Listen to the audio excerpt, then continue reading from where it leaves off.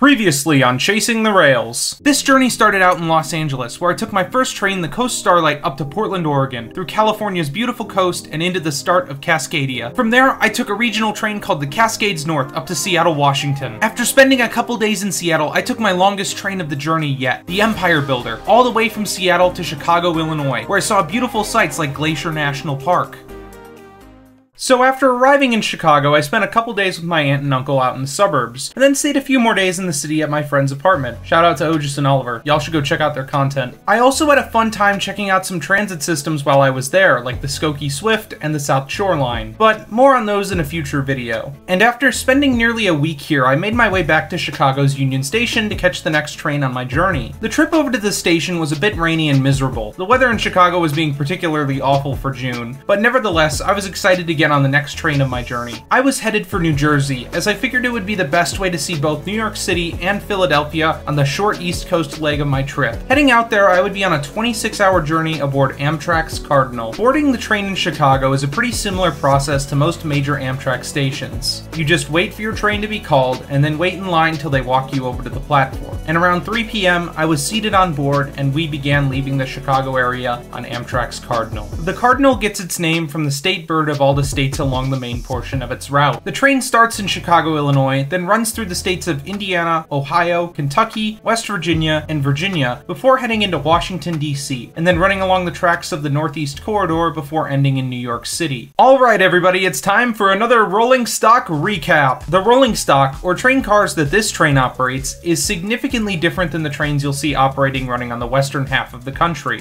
Due to height restrictions in New York City's Hudson tunnels, they're unable to run the normal superliners that you'll see on the western part of the country. Most of the East Coast trains pull entirely single-level cars. For coaches and cafes, they use the tried and true icons of Amtrak, the Am Fleets, also affectionately known as the Amcans. For dining cars and sleeping cars on this route, they use train cars called Viewliners. Now, I'd say the biggest downgrade of these East Coast routes is that they lack the lounge that the West Coast trains have. However, there still is a cafe car and it does have seating, so you don't have to sit in your coach seat at all times. Also, the windows on the Am Fleets are significantly smaller than the windows on the Superliners. However, for the first afternoon and evening on board the Cardinal, the windows truly don't matter that much, as the views of rural Indiana aren't too much to look at. But it is still nice to look out the window and just listen to music and see the landscape pass by. I'm always a big fan of looking at wind turbines at sunset, but much later in the evening we approached the city of Indianapolis, a city with a massive train station that's now a shell of what it used to be. Indianapolis and Cincinnati have these large grand train stations which only see about 6 trains every single week, since the Cardinal only runs 3 days a week. And it's really sad to think about what happened to our national passenger rail network, but after passing through Indianapolis, it was quite late and I decided to get some sleep. My first night sleeping in an Amfleet long-distance seat definitely wasn't as comfortable as the West Coast trains that I was just on,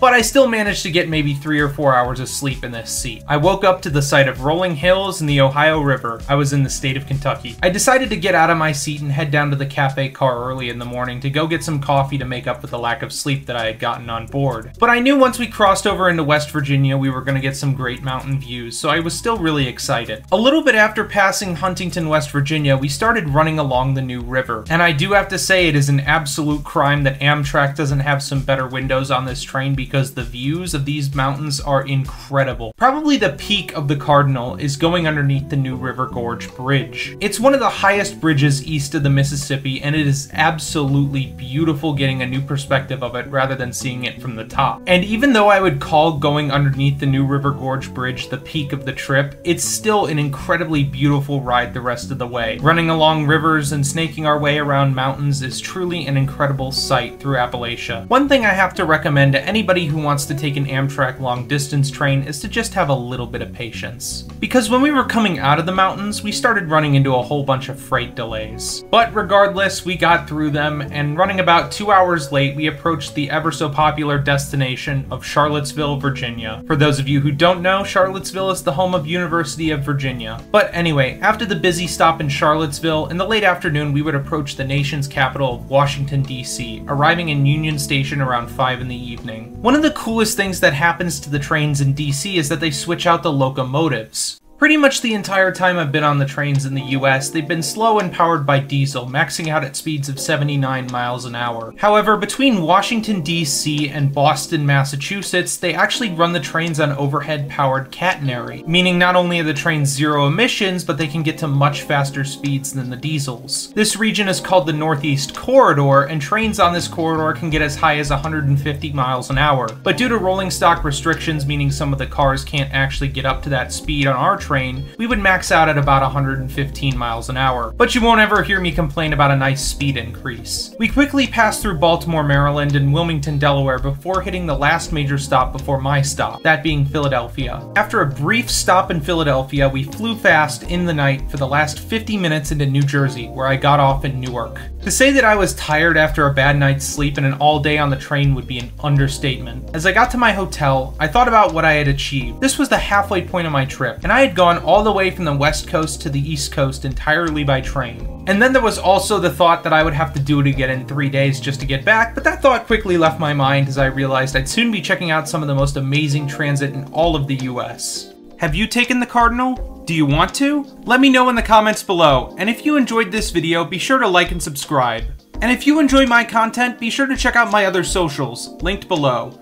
Thank you to all the awesome people who helped me out with this video, and a special thank you to all of my patrons, including our newest Trolleybus tier patron, Tony Stunts. Want your name in the credits? Be sure to subscribe to me on TikTok, Instagram, or Patreon. Thank you all for watching, and I'll see you on the next one.